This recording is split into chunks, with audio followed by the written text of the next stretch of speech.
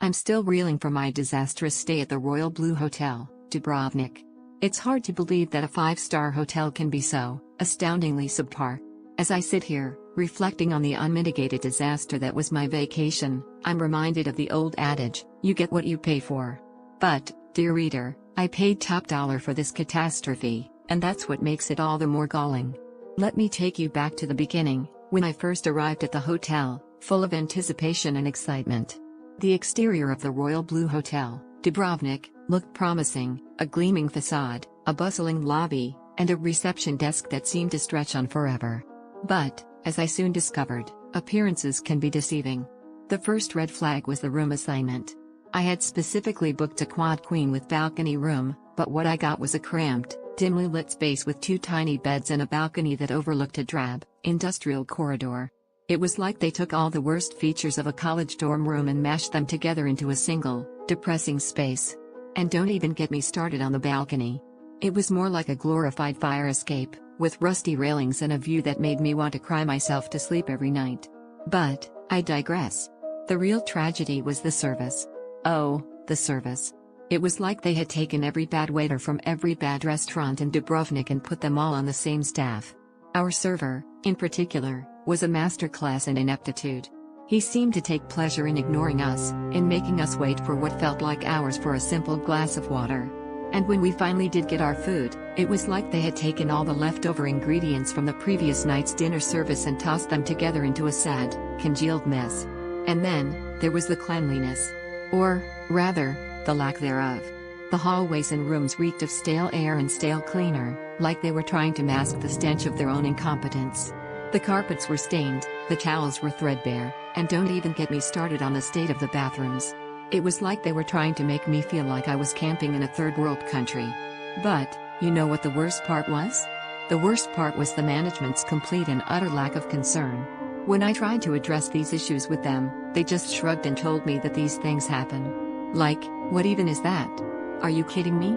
You're a 5-star hotel, and you can't even be bothered to try to fix the problems that are ruining your guests' vacations?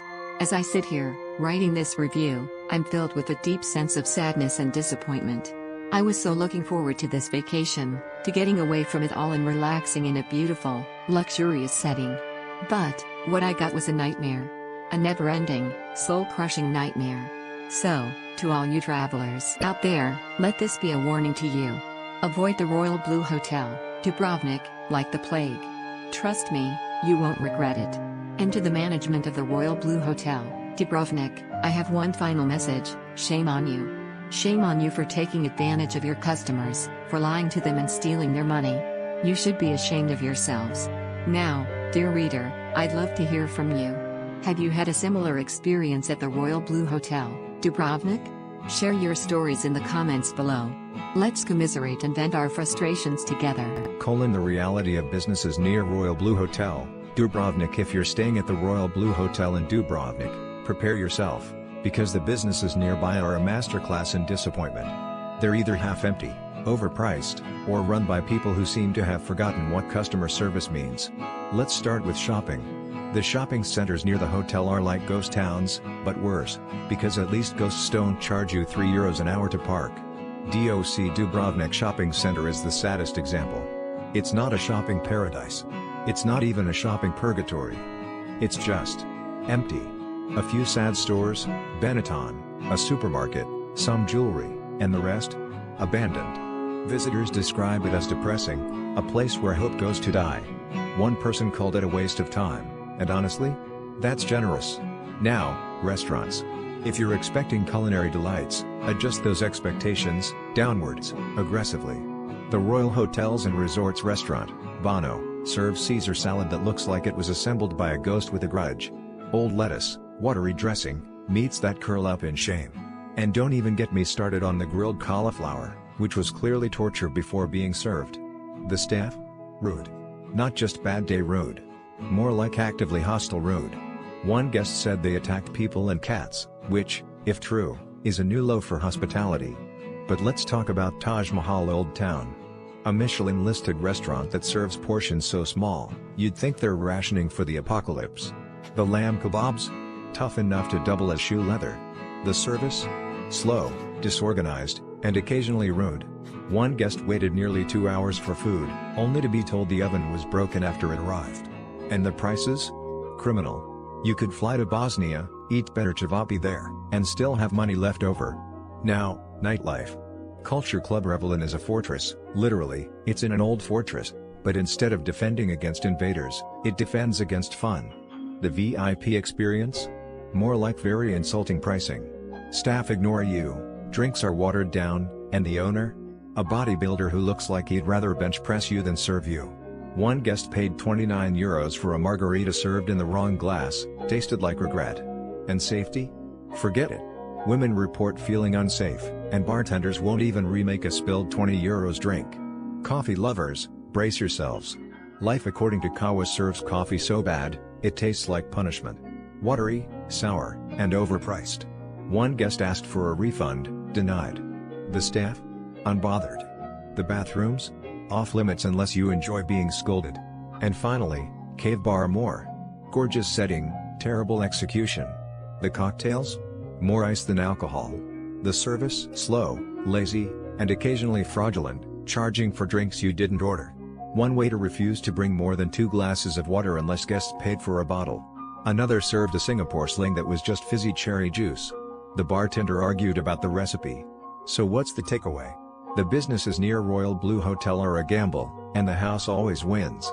Overpriced, understaffed, and often just plain bad. If you're staying here, consider venturing further out. Or just eat at the hotel. At least then, your disappointment will be consistent. Okay, so I was, looking into things happening around the Royal Blue Hotel in Dubrovnik. It's depressing, honestly. You wouldn't believe the stuff people try to pull. It seems businesses around here, the ones not directly the hotel itself, can be overly eager for your money. There was this whole thing with some Ukrainians, back in August. They weren't robbing people on the street, not exactly. They were pretending to be from banks, or companies that get your money back if you lose it online, like, if you tried crypto or something and it went wrong. Which, honestly, is a lot of tourists, right? Thinking they'll get rich quick. So, someone lost money trading online, shares, crypto, oil, all of it. Then these guys said, oh, we can get it back, but you need to pay a fee first. A deposit. 30%. Can you imagine? And then, of course, it wasn't enough. They kept asking for more money. Like, €1.22 million in cash. Delivered in Dubrovnik. Near the Royal Blue Hotel, probably thinking tourists wouldn't question it. It's just so wrong. How could someone do that? The police thankfully caught them before the victim handed over the last bit of cash. But think about it, that person was probably devastated. After losing money initially, then being strung along, believing they were almost getting it back, they likely felt so embarrassed and foolish. I bet they didn't even report the initial loss, thinking no one would believe them. And those guys? They're probably part of a bigger group, working all over Europe. They'll probably get a few years in jail, but there are always more people willing to do something like this. I mean, it's just sad, Businesses near the Royal Blue Hotel, they sometimes try to take advantage. It's not always huge schemes like this, but it's there. It's just, everything feels a bit off. Like, you have to question every offer, every deal. It just makes you not want to leave the hotel, doesn't it? But then, you miss out on everything Dubrovnik has to offer, which is a shame.